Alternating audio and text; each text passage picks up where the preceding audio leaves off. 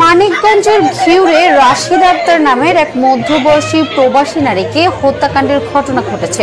50,000 টাকা ও 10 ভরি স্বর্ণ অলংকার লুটে নেওয়ার সময় ডাকাতরা এই হত্যাকাণ্ড ঘটিয়েছে বলে অভিযোগ উঠেছে।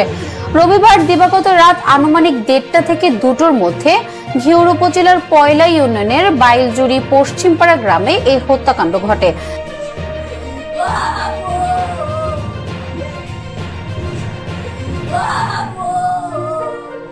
মানিকগঞ্জ জেলা পুলিশ সুপার মোসাম্মদ ইয়াসমিন খাতুন ঘটনাস্থল পরিদর্শন করেছেন।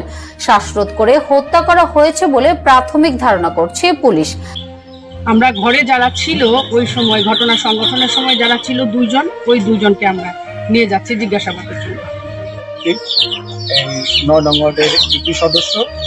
আমি রাত আনুমানিক 3:20 বা 25-এর মধ্যে আমি একটা ফোন পাই, পাশের বাড়ি একটা লোক আমাকে জানায় এবার একটা দুর্ঘটনা ঘটছে, মানে একটা মহিলা মারা গেছে। কীভাবে মারা গেছে এটা আমি জানি না। পরে আমি খবর পেয়ে আমি সংশ্লিষ্ট ইউনিয়ন, আমাদের ইউনিয়নের যে ইউনিট অফিসার ছিলেন ওনাকে ফোন দিছি, আর একটা অফিসারে ফোন দিছি, তাদেরকে জানাইছি, তারা ঘটনাস্থলে আসছে। তারপর আমি এখানে তাদের পিছিয়ে চলে আসছি।